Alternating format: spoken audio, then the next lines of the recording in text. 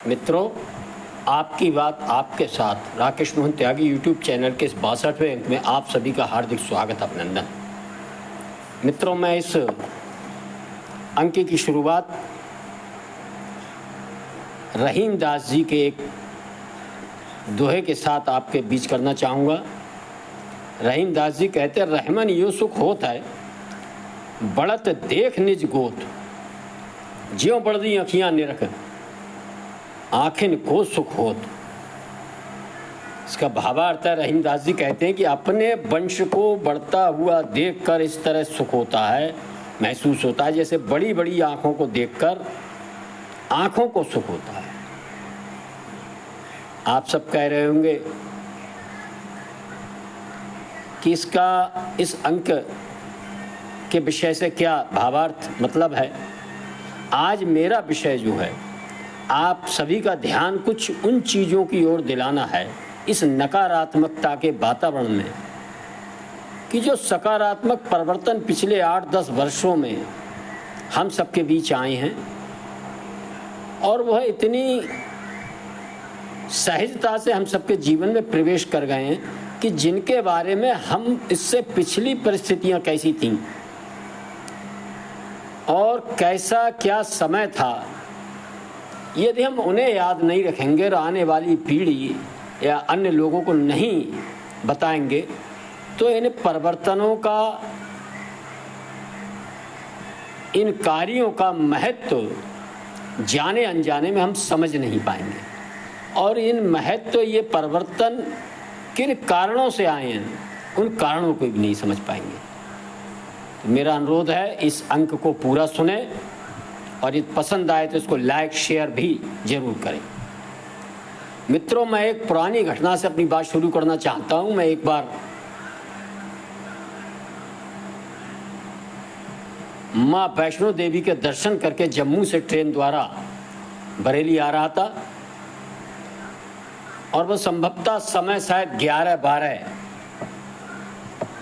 का समय था, रात्रि का समय था। पंजाब ट्रेन में बैठे हम लोग, हमारे साथी सब आ रहे थे। पंजाब हरियाणा जैसा उन्नतशील प्रदेश, जिनके गांव, शहर नहीं, गांव तक में बत्ती का एक प्रकाश का रोशनी हम ट्रेन से इधर देख रहे, जहाँ तक नज़र जाती थी रात्रि में बल्ब ही बल्ब नज़र आते थे, खेतों में ट्यूबवेलों पर जलने वाले बल्ब। और हम कहीं ना कहीं अपने मन में ये कल्पना कर रहे थे कि ये दृश्य आखिर हम लोग कितने पीछे हैं और ये सब खेतों में इतना बिल्कुल दीपावली की तरह ये सब प्रकाश था।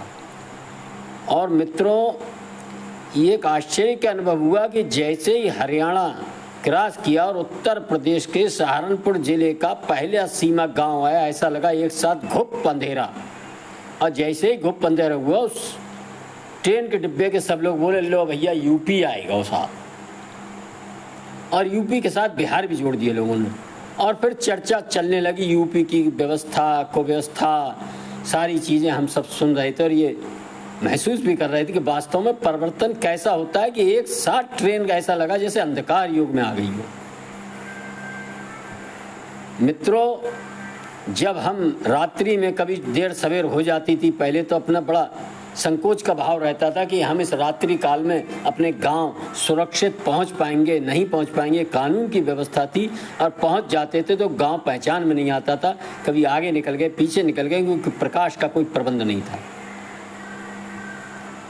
भारतवर्ष के गांव के बारे में किसी अंग्रेज लेखक ने लिखा था कि हिंदुस्तान में जब जाओ अंधेरे में और जहां बदबू आने लगे, आपकी नाक बिल्कुल सड़ने लगे, तो समझ लेना कोई भारतीय गांव आ गया, शहर। ये एक भारत के गांव की पहचान हुआ करती थी, क्योंकि शौचालय की व्यवस्था न होने के कारण भारत के गांव नहीं, हम लोग ट्रेन से निकलते तो कितने बेशर्मी भरे दृश्य हम सब ने देखे हैं बड़े बड़े शहरों में।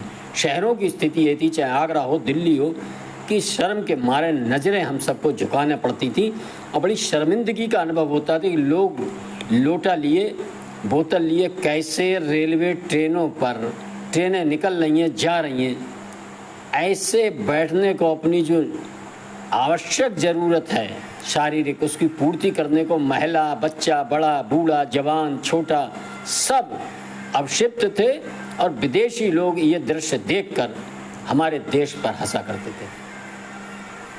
लेकिन मित्रों, ये एक महत्वपूर्ण परिवर्तन और भी मैं आपका ध्यान दिलाना चाहूँगा कि इसी रेलवे स्टेशन पर जब हम उतरते थे, बैठते थे, तो रेलवे स्टेशन पे मानव मल के रेलवे लाइन के बीच में ढेर लगे रहते थे, मक्खियाँ भिनभिनाती बदबू, और इसके कारण किस प्रकार का गंदगी का दृश्य होता था कि स्टेशन पर आकर बैठना मुश्किल हो जाता था। बारिश के मौसम में तो और ज़्यादा व्यवस्था खराब होती थी। ये सब दृश्य हम लोगों ने देखे हैं, लेकिन हो सकता है, मैं लगातार कहता हूं कि भारतवर्ष की राजनीति के दो काल हैं।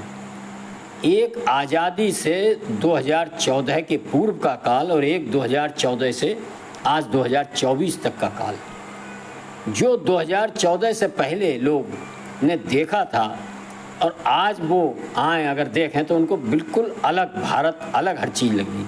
लेकिन ये चीज़ें चर्चा न होने के कारण, ध्यान में न आने के कारण, बहुत से जो 2014 में 8 साल के, 10 साल के बच्चे थे, 6 साल के थे, वह आज 16, 18, 20 साल के हो चुके हैं। उनको वो दृश्य शायद याद नहीं होंगे कि कैसे गांव में, मेरे अपने गांव में 4-4, 6-6 साल बत्ती नहीं आई है।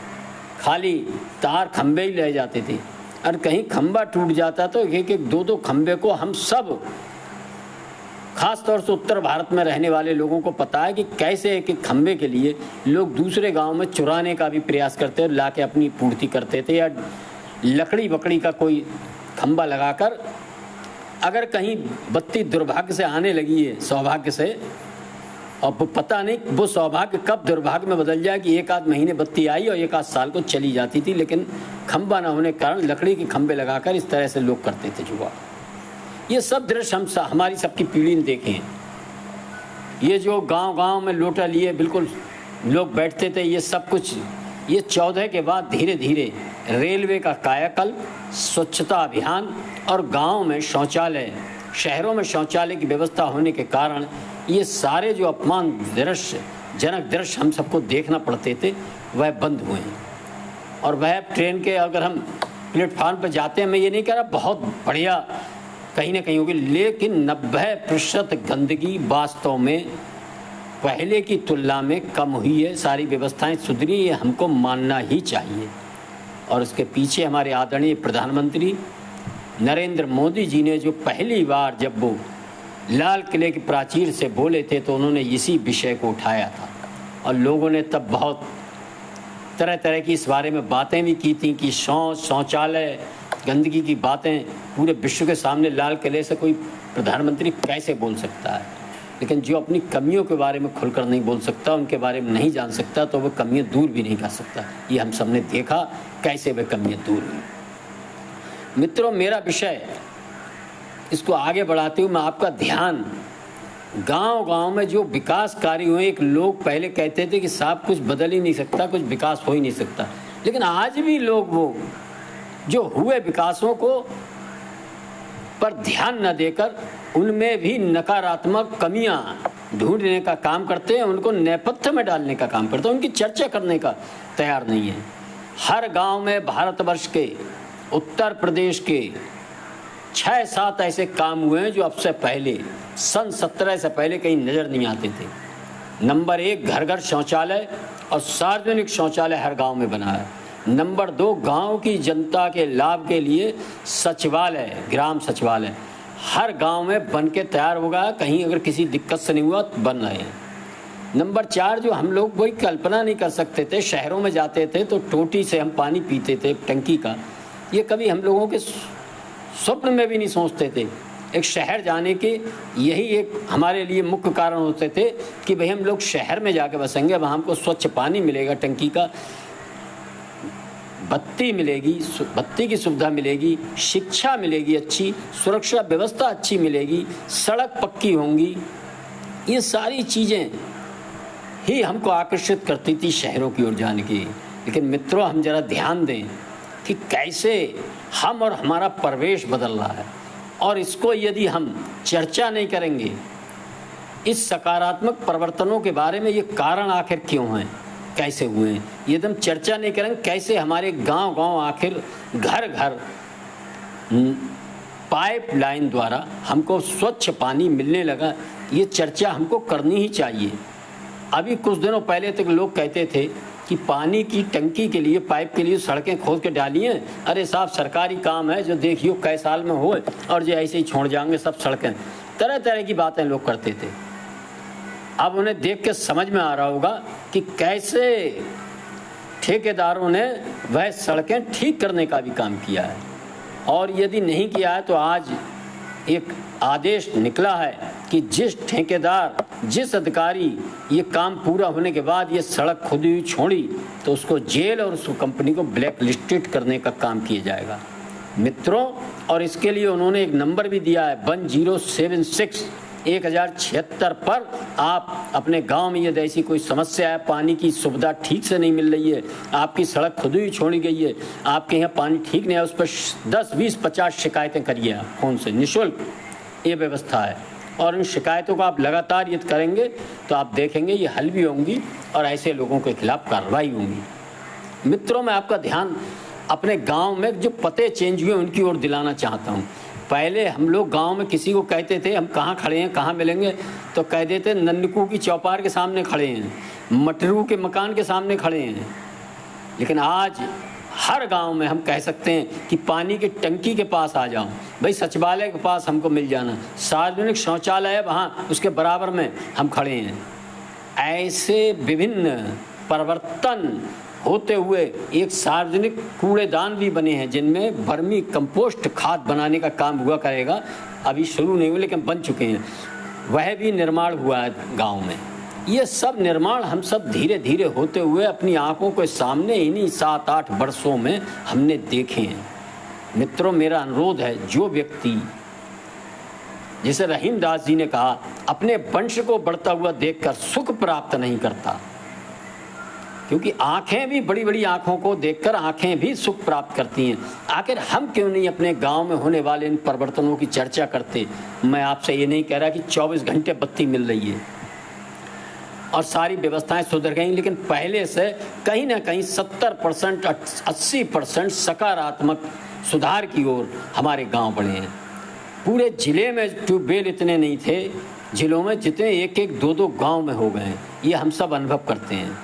और आज इंजन जो मुख्य एक साधन हुआ करता था, यह मानसून, आज वह धीरे धीरे गांव से कम हो रहे हैं और लोगों ने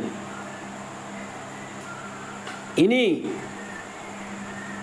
विद्युत की उपलब्धता के कारण, बोरिंग के कारण ये कार्य भी सिंचाई का इन्हीं से शुरू किया। और धीरे धीरे आने वाले समय में हम देखने जा रहे हैं कैसे इस विद्युत व्यवस्था पर आधारित जो ट्यूबवेल है उनसे हम सौर ऊर्जा की ओर भी बढ़ने लगे हैं, और ये काम भी हम परिवर्तन होते हुए देखेंगे।